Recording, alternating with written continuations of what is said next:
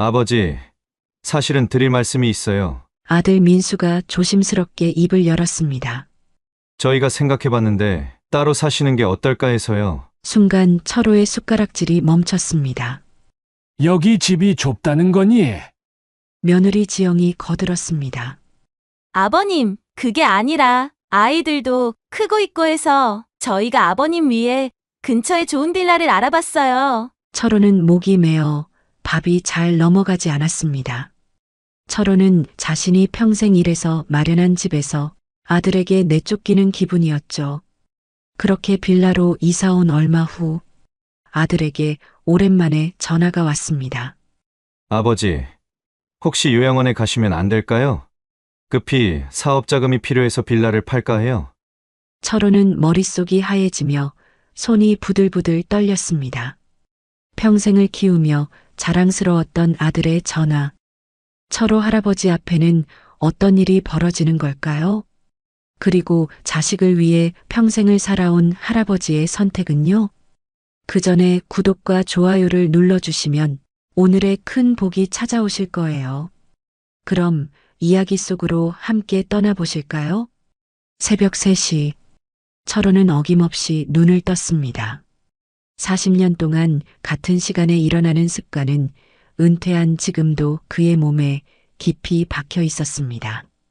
잠시 어둠 속에 누워 천장을 바라보며 오늘도 노량진 수산시장으로 향해야 한다는 착각에 빠졌다가 문득 현실을 깨닫고 쓴웃음을 지었습니다. 아, 이제 안 가도 되는구나.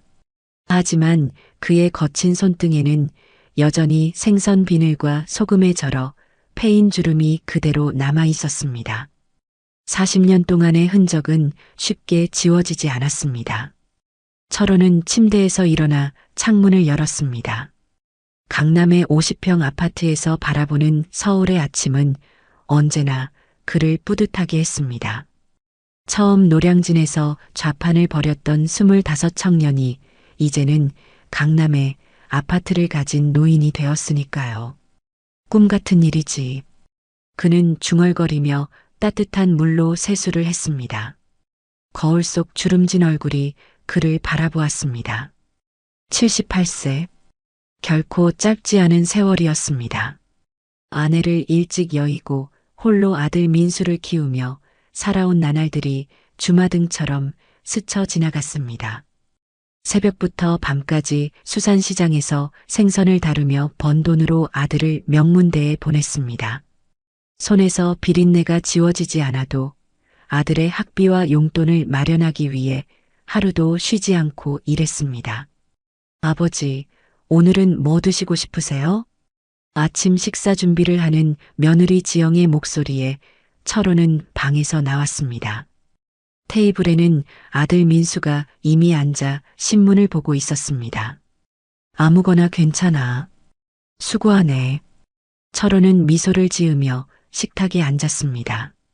아들 옆에 앉아 그의 어깨를 바라보는 순간 가슴이 뭉클해졌습니다. 자신의 모든 것을 바쳐 키운 아들이 이제는 훌륭한 어른이 되어 자신을 부양하고 있다는 사실이 감사했습니다. 그러나 민수와 지영의 눈빛이 묘하게 교차하는 것을 철호는 놓치지 않았습니다. 무언가 말하고 싶은 듯 했습니다. 아버지, 사실은 드릴 말씀이 있어요. 민수가 조심스럽게 입을 열었습니다. 철호의 가슴 한켠이 살짝 조여들었습니다. 뭔데? 저희가 생각해 봤는데 아버지께서 따로 사시는 게 어떨까 해서요. 순간 철호의 숟가락질이 멈췄습니다. 가슴 속에서 무언가가 툭 하고 떨어지는 기분이었습니다. 이 집이 좁다는 거니? 민수는 머뭇거리며 아내를 바라봤습니다. 지영이 대신 나섰습니다. 아버님, 그게 아니라 아이들도 크고 있고 아버님도 편하게 지내실 공간이 필요하실 것 같아서요. 저희가 아버님 위해 근처에 좋은 빌라를 알아봤어요. 철호는 말없이 밥을 한 숟가락 더 떠먹었습니다. 목이 메어 잘 넘어가지 않았습니다. 걱정 마세요, 아버님. 생활비도 넉넉히 드릴게요. 노량진 상가 관리도 제가 다 할게요. 임대료 관리는 제가 할 테니 아버님은 편하게 지내시면 돼요. 철호는 문득 이 상황이 낯설게 느껴졌습니다. 자신이 평생 일해서 마련한 집에서 자신이 모든 것을 바친 아들에게 내쫓기는 기분이었습니다. 하지만 겉으로는 담담함을 유지했습니다. 그럴 필요 없다. 내가 괜찮아. 아버지, 정말 좋은 곳이에요. 한번 보시면 마음에 드실 거예요. 민수가 철호의 말을 자르며 얼굴에 미소를 지었지만 그 눈빛은 이미 결정된 사안임을 암시했습니다. 빌라로 이사한 첫날, 철호는 벽지 냄새가 가득한 새 집을 둘러보았습니다. 넓지는 않았지만 혼자 지내기에 충분했습니다. 민수와 지영은 그의 짐을 정리해주고 냉장고도 채워주었습니다. 아버지, 걱정 마세요. 주말마다 찾아뵐게요. 생활비는 매달 통장으로 넣어드릴게요. 민수의 말에 철호는 그저 고개를 끄덕였습니다. 아들 부부가 떠난 후 조용한 빌라에 홀로 남겨진 철호는 창가에 서서 바깥을 바라보았습니다. 강남의 아파트에서 보이던 전망과는 달랐습니다. 높은 빌딩 대신 낮은 주택가가 보였습니다. 괜찮아. 이런 게 좋지. 조용하고 혼잣말을 하며 스스로를 위로했지만 마음 한 구석이 비어있는 느낌이었습니다. 처음 몇 주간은 약속대로였습니다.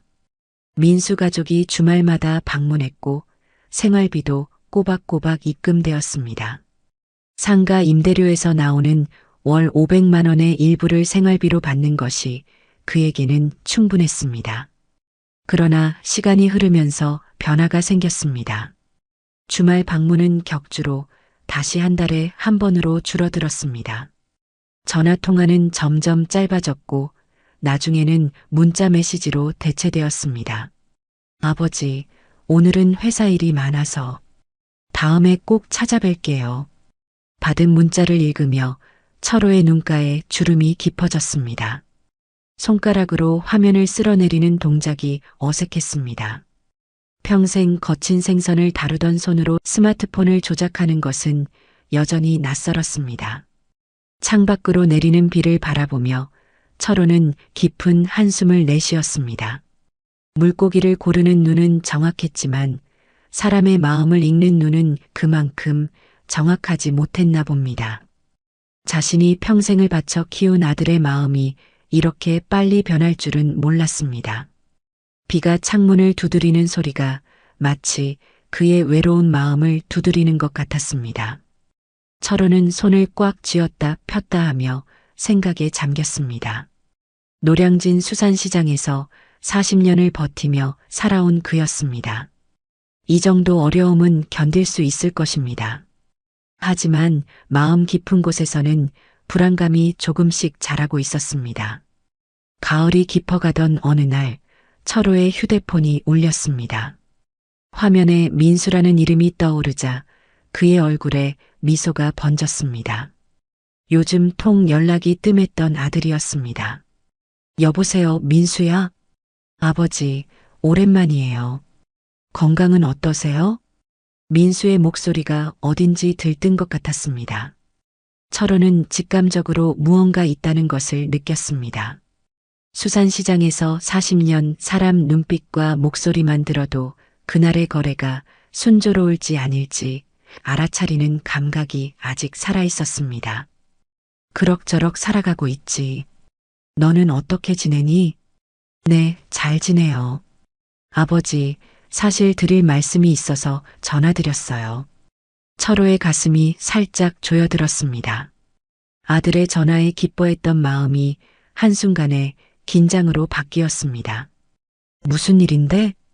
아버지, 제가 사업을 시작하려고 해요. 좋은 기회가 생겼거든요. 민수의 목소리에서 흥분이 느껴졌습니다. 철호는 잠시 생각에 잠겼습니다. 아들이 사업을 한다는 소식은 기뻤지만 무언가 찜찜한 느낌이 들었습니다. 그래, 어떤 사업인데? IT 쪽이에요. 요즘 핫한 분야라 성공하면 정말 큰 돈을 벌 수 있어요. 아버지, 근데 초기 자금이 좀 필요해서요. 철호의 눈썹이 살짝 올라갔습니다. 마음 한 구석에서 무언가가 툭 하고 끊어지는 느낌이 들었습니다. 돈이 필요하다고? 네. 아버지께서 사시는 빌라를 팔면 어떨까 해서요. 대신 아버지는 요양원에 모시면 더 편하실 것 같아요. 상가 임대료로 충분히 좋은 곳에 계실 수 있을 거예요. 철호의 손에서 전화기가 미끄러질 뻔했습니다. 귀를 의심했습니다. 자신의 집을 팔라니, 요양원에 가라니 가슴속에서 뜨거운 것이 치밀어 올랐습니다. 내 집을 팔자고? 목소리가 떨렸습니다. 민수는 그런 아버지의 감정을 알아차리지 못한 채 계속 말을 이어갔습니다. 아버지, 정말 좋은 기회예요. 이 사업만 성공하면 더 큰 집으로 모실 수 있을 거예요. 잠시만 참아주세요. 요양원도 정말 좋은 곳으로 알아봤어요. 식사도 챙겨주고 같은 또래분들과 이야기도 나눌 수 있고. 철호는 한동안 말을 잇지 못했습니다. 머릿속이 하얘졌습니다. 빌라를 팔아 아들의 사업 자금으로 쓰고 자신은 요양원에 가라니. 하지만 아들을 위해 평생을 살아온 그였습니다. 지금 와서 안 된다고 말할 수 있을까요? 그래, 알았다. 떨리는 목소리로 겨우 대답했습니다. 철호의 눈시울이 뜨거워졌습니다. 정말요? 아버지, 고맙습니다. 걱정 마세요. 이번에 꼭 성공할 거예요. 요양원은 제가 다 알아봤으니까 편하게 계시기만 하면 돼요. 통화가 끝난 후 철호는 창가에 서서 오랫동안 밖을 바라보았습니다. 가을 햇살이 따스했지만 그의 마음은 차갑게 식어갔습니다. 손끝이 떨려왔습니다. 평생 물고기를 다루며 단단해진 손이었지만 지금은 어찌할 수 없는 무력감에 떨고 있었습니다. 한 달 후 철호는 서울 근교의 요양원에 짐을 풀었습니다. 처음에는 나쁘지 않았습니다. 시설도 깨끗했고 직원들도 친절했습니다. 민수와 지영도 주말마다 찾아와 과일 바구니를 들고 왔습니다. 아버지, 여기 생활은 어떠세요? 불편한 것 없으세요? 민수가 환한 미소로 물었습니다. 철호는 억지로 웃으며 대답했습니다. 괜찮아. 다들 친절하고. 하지만 그 미소 뒤에 감춰진 쓸쓸함을 아들은 알아채지 못했습니다. 철호는 이제 자기 집이 아닌 남의 공간에서 지내야 한다는 현실이 여전히 가슴에 무겁게 내려앉아 있었습니다. 시간이 흐르면서 상황은 점점 나빠졌습니다. 민수의 방문은 뜸해졌고 전화는 짧은 문자로 대체되었습니다. 어느 날 요양원 담당 직원이 조심스럽게 그를 찾아왔습니다. 박 어르신, 죄송한데 말씀 좀 드릴 게 있어요. 직원의 표정이 난처해 보였습니다. 철호의 가슴이 덜컥 내려앉았습니다. 무슨 일인가요?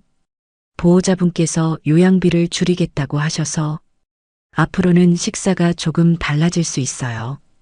개인 용품도 기본만 제공됩니다. 철호는 입술을 깨물었습니다. 목이 메어왔습니다. 아들이 약속했던 좋은 곳이라는 말이 공허하게 들렸습니다. 노량진 상가에서 월 500만 원씩 들어오는 임대료는 도대체 어디로 가고 있는 건지. 그렇군요. 알겠습니다. 담담하게 대답했지만 그의 심장은 깊은 바다처럼 가라앉고 있었습니다. 날이 갈수록 요양원 생활은 더욱 힘들어졌습니다. 식사의 질은 떨어졌고 난방도 제대로 작동하지 않았습니다. 철호는 밤마다 이불을 덮고 누워 천장을 바라보며 생각했습니다. 자신이 40년 동안 피와 땀으로 일구어 놓은 것들이 이렇게 끝나버리는 것인지. 그러던 어느 날 아침 갑작스러운 소식이 그를 덮쳤습니다. 아침 식사를 막 마친 철호에게 간호사가 다가왔습니다. 박 어르신, 오늘 다른 시설로 옮기신대요. 짐 정리하시면 차가 곧 온다고 합니다. 철호의 눈이 커졌습니다. 가슴 속에서 불안감이 폭풍처럼 몰아쳤습니다. 다른 시설이요? 제가 들은 적이 없는데요. 저희도 방금 통보받았어요. 보호자분이 계약 종료하시고 새 시설로 이동하기로 하셨대요. 철호는 그 자리에 굳어버렸습니다. 아무런 상의도 없이 마치 물건처럼 옮겨지는 자신의 처지가 비참하게 느껴졌습니다. 평생 수산시장에서 자신의 힘으로 살아온 그였습니다. 하지만 지금은 완전히 무력했습니다. 1시간 후 철호는 작은 가방 하나를 들고 요양원 차에 올랐습니다. 차창 밖으로 풍경이 빠르게 지나갔습니다. 도심에서 점점 멀어지는 길, 그의 마음도 함께 무너져 내렸습니다. 도착한 곳은 충격 그 자체였습니다. 외진 곳에 위치한 허름한 건물, 벽면은 벗겨지고 유리문은 깨져 있었습니다. 내부에 들어서자 곰팡이 냄새가 코를 찔렀습니다. 여긴 어디죠? 철호의 목소리가 떨렸습니다. 운전기사는 무심하게 대답했습니다. 새로 계약된 요양시설입니다. 여기서 지내시면 됩니다. 철호의 세상이 그 순간 무너져 내렸습니다. 자신이 평생 일해 모은 돈으로 아들을 키우고 상가까지 마련해 준 결과가 이것인가 싶었습니다. 철호의 눈에서 뜨거운 것이 흘러내렸습니다. 철호는 창가에 앉아 멍하니 바깥을 바라보고 있었습니다. 이 허름한 요양시설에 온 지 일주일이 지났지만 아직도 현실이 꿈만 같았습니다. 창문 틈으로 들어오는 찬바람에 어깨가 움츠러들었습니다. 난방은 제대로 작동하지 않았고 벽지는 곰팡이로 얼룩져 있었습니다. 그의 손가락이 무의식적으로 창틀의 먼지를 훑쳤습니다. 40년 동안 노량진 수산시장에서 칼질하고 상인들과 거래하던 그 손이 이제는 창틀 먼지를 닦는 일밖에 할 수 없다니 눈시울이 뜨거워졌습니다. 복도에서 발자국 소리가 들려왔습니다. 철호는 고개를 돌렸습니다. 낯선 여성이 봉사자 배지를 달고 방으로 들어섰습니다. 머리가 희끗한 70대 여성이었습니다. 안녕하세요. 오늘 봉사활동 왔는데 여성의 말이 갑자기 멈췄습니다. 그녀의 눈이 커졌습니다. 어머, 박 사장님? 노량진에서 생선 장사하시던 분 맞으시죠? 철호는 순간 머릿속이 하얘졌습니다. 오랜만에 듣는 박 사장이라는 호칭에 가슴이 쿵쾅거렸습니다. 누구시죠? 저 기억 안 나세요? 매주 대구 사러 오던 김영숙이에요. 아이고 세상에, 여기서 어떻게... 영숙의 얼굴에 놀라움과 안타까움이 교차했습니다. 철호의 기억 속에서 천천히 그녀의 모습이 떠올랐습니다. 그렇습니다. 매주 금요일마다 대구를 사러 오던 단골 손님이었습니다. 아, 김 여사님. 철호의 목소리가 떨렸습니다. 오랜 시간 동안 아무도 그를 알아보지 못했던 이곳에서 갑자기 과거의 인연을 만난 것이 꿈만 같았습니다. 영숙은 철호 옆에 앉았습니다. 그녀의 눈에 걱정이 가득했습니다. 박 사장님, 이런 곳에서 왜 계세요? 강남에 좋은 아파트 있으셨잖아요. 제가 한번 찾아뵀었는데. 철호는 고개를 떨구었습니다. 수치심과 비참함이 그를 덮쳤습니다. 하지만 이상하게도 마음 한구석에서는 오랜만에 누군가에게 자신의 이야기를 할 수 있다는 안도감도 느껴졌습니다. 긴 이야기예요. 아들에게 모든 걸 맡겼는데. 철호의 목소리가 점점 작아졌습니다. 그러자 영숙이 그의 손을 따뜻하게 잡아주었습니다.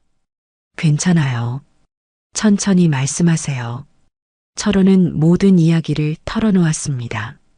강남 아파트에서 빌라로 쫓겨난 일, 빌라를 팔아 요양원에 들어간 일, 그리고 결국 이 허름한 시설로 옮겨진 일까지.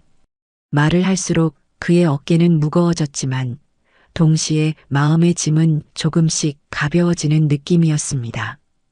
영숙의 눈에서 분노가 번쩍였습니다. 이럴 수가, 자식이 어떻게 이럴 수 있어요? 박 사장님 같은 분을 이런 곳에. 말도 안 돼요. 철호는 쓸쓸하게 웃었습니다. 제 탓이에요. 너무 믿었나 봐요. 아니에요. 이건 명백한 노인 학대예요. 제 딸이 변호사인데 한번 상의해 봐야겠어요. 철호의 심장이 빠르게 뛰기 시작했습니다. 변호사라니. 하지만 그가 무슨 법적 조치를 취할 수 있을까요? 아들을 상대로? 그 생각만으로도 가슴이 찢어질 것 같았습니다. 다음 날 영숙은 딸 이연주 변호사를 데리고 왔습니다. 현주는 30대 후반의 단정한 여성이었습니다. 그녀는 철호의 이야기를 진지하게 듣고 노트북을 펼쳤습니다. 박 어르신, 우선 어르신의 재산 상황을 정확히 파악해야 합니다. 강남 아파트와 노량진 상가의 등기부등본을 확인해 볼게요. 현주는 온라인으로 빠르게 정보를 검색했습니다. 그녀의 눈이 갑자기 커졌습니다. 어르신, 강남 아파트와 노량진 상가가 아직도 어르신 명의로 되어 있네요. 아들분이 소유권을 이전받지 않았어요. 철호의 가슴이 쿵 내려앉았습니다. 자신도 모르게 입이 벌어졌습니다. 그게 정말인가요? 네, 확실합니다. 그리고 노량진 상가의 임대료. 여기 계좌 내역을 보니 월 500만 원씩 꾸준히 들어오고 있어요. 하지만 이 돈이 모두 민수 씨 개인 계좌로 입금되고 있네요. 철호의 손이 떨렸습니다. 자신의 상가에서 나오는 임대료가 모두 아들의 주머니로 들어가고 있었던 겁니다. 그 돈은 자신의 노후를 위한 것이었는데, 그리고 요양원 비용. 지난 1년간 제대로 지급된 적이 한 번도 없어요. 계속 연체되다가 결국 최저 등급 시설로 옮긴 것 같네요. 현주의 목소리에는 분노가 담겨 있었습니다. 철호는 잠시 숨을 고르지 못했습니다. 가슴속에서 복잡한 감정이 소용돌이쳤습니다. 배신감, 충격, 슬픔, 그리고 묘한 희망. 어르신, 이건 명백한 노인 학대이자 사기입니다. 어르신 명의의 재산을 무단으로 관리하고 임대 수익을 가로채고 적절한 돌봄을 제공하지 않은 것은 심각한 법적 문제예요. 현주는 철호의 손을 진지하게 잡았습니다. 우리가 도와드릴게요. 우선 아드님과의 대화를 녹음해야 해요. 증거가 필요합니다. 철호는 망설였습니다. 가슴이 찢어지는 것 같았습니다. 자신이 그토록 사랑했던 아들을 법적으로 고발한다니. 하지만 자신을 이런 곳에 버리고 재산까지 가로챈 아들에게 더 이상의 정은 무의미했습니다. 알겠습니다. 그의 목소리는 작았지만 단호했습니다. 현주는 철호에게 휴대폰 녹음 앱 사용법을 천천히 알려주었습니다. 영숙은 옆에서 철호의 어깨를 토닥여 주었습니다. 박 사장님 괜찮아요. 이제 혼자가 아니에요. 우리가 있잖아요. 철호의 눈가에 눈물이 맺혔습니다. 40년 동안 노량진 수산시장에서 물고기와 함께 살아온 그였습니다. 물고기를 보면 그 신선도와 가치를 단번에 알아보는 눈을 가졌지만 정작 자신의 아들을 제대로 보지 못했다는 것이 가슴 아팠습니다. 하지만 이제 새로운 희망의 불씨가 그의 가슴 속에서 피어오르고 있었습니다. 그는 천천히 고개를 들었습니다. 눈물 너머로 현주와 영숙의 따뜻한 미소가 보였습니다. 고맙습니다. 정말 고맙습니다.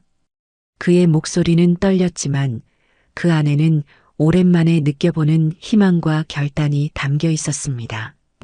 이제 그는 자신의 인생을 되찾기 위한 첫걸음을 내딛고 있었습니다.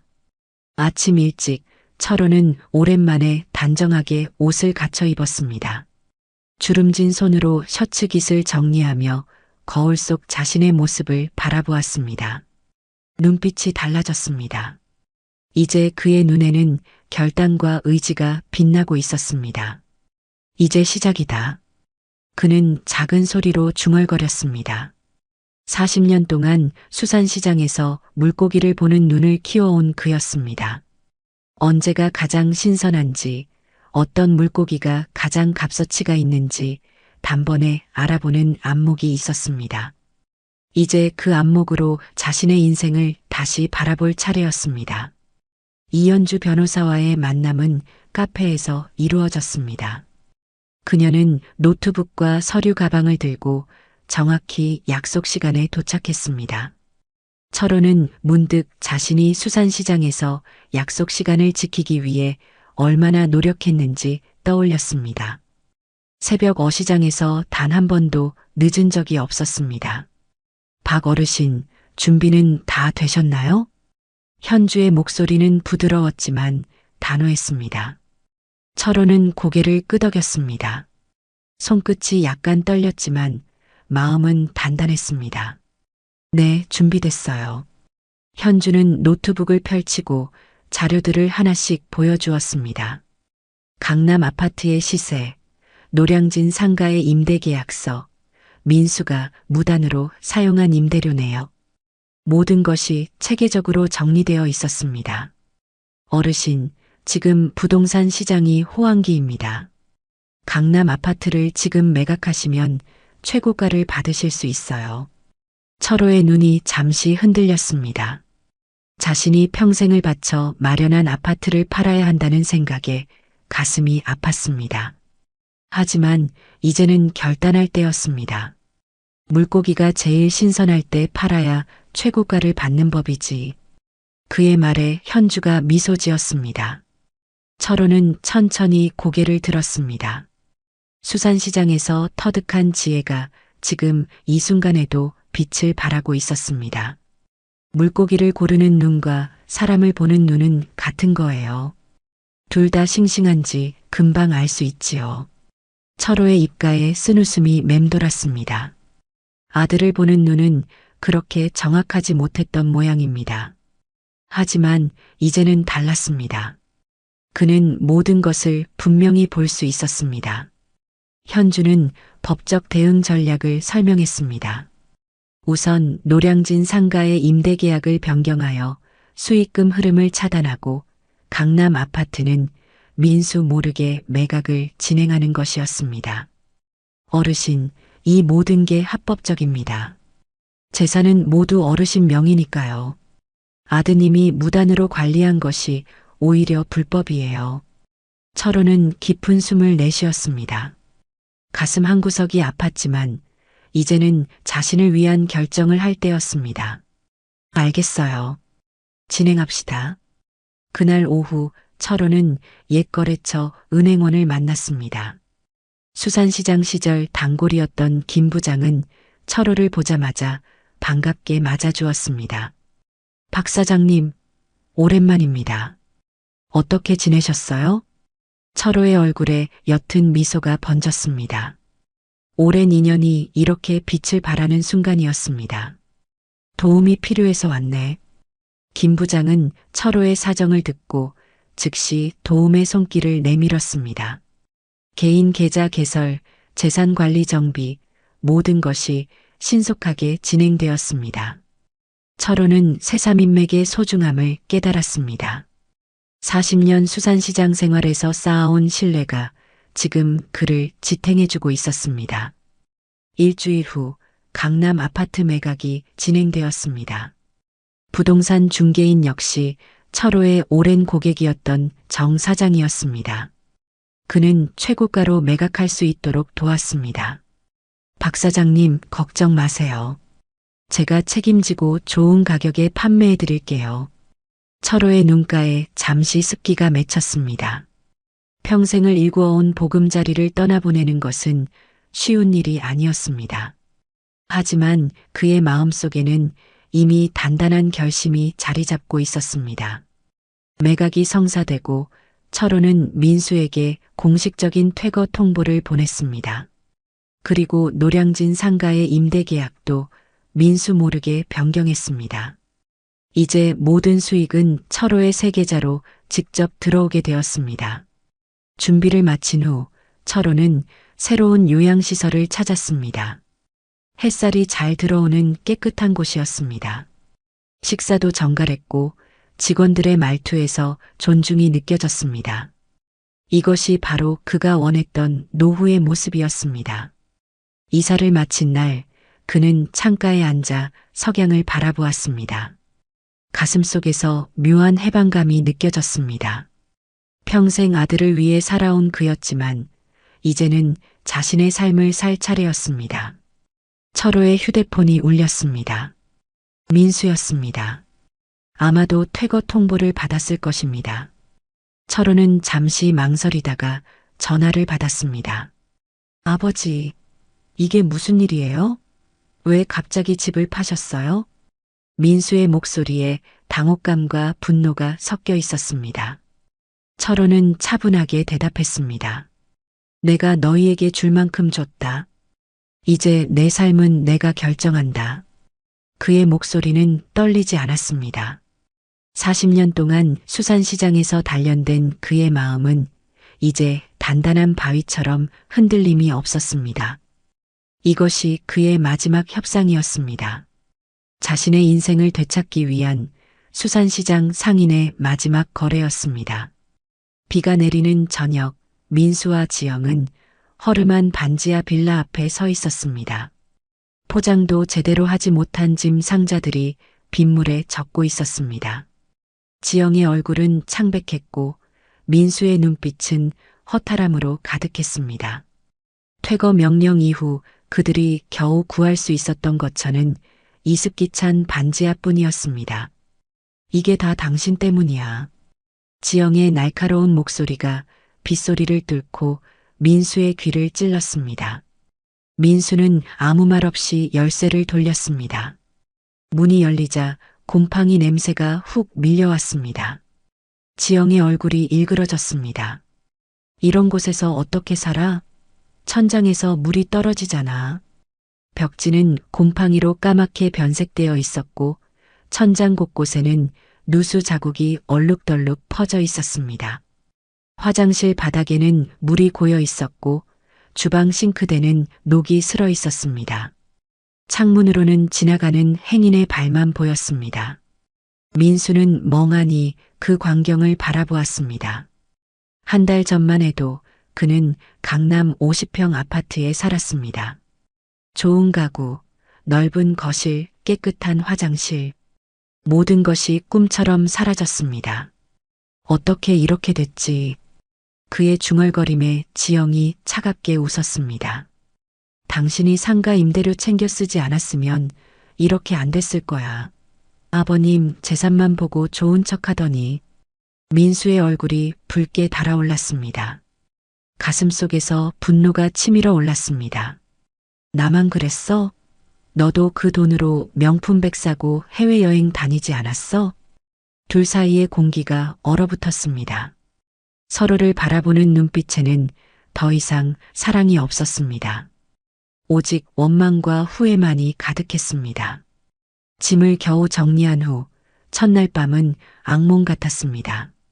옆방에서 들리는 소음, 복도에서 울려 퍼지는 취객들의 고성, 그리고 천장에서 끊임없이 떨어지는 물방울 소리가 잠을 방해했습니다. 지영은 밤새 흐느꼈고 민수는 멍하니 천장만 바라보았습니다. 아침이 되자 현실은 더욱 가혹했습니다. 민수의 사업은 이미 실패했고 강남 아파트와 상가 임대 수익이 끊긴 지금 그들에게는 남은 돈이 거의 없었습니다.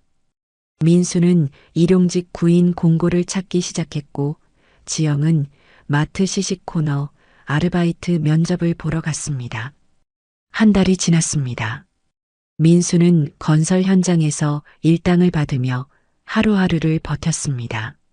손바닥이 갈라지고 허리는 끊어질 듯 아팠습니다. 그제야 그는 아버지가 평생 해온 일의 고됨을 조금이나마 이해하기 시작했습니다. 지영은 하루 종일 써서 시식품을 나눠주며 허리와 다리의 통증을 견뎌야 했습니다. 집에 돌아와 마주할 때마다 두 사람은 싸웠습니다. 작은 공간에 갇힌 그들의 마음도 점점 좁아져 갔습니다.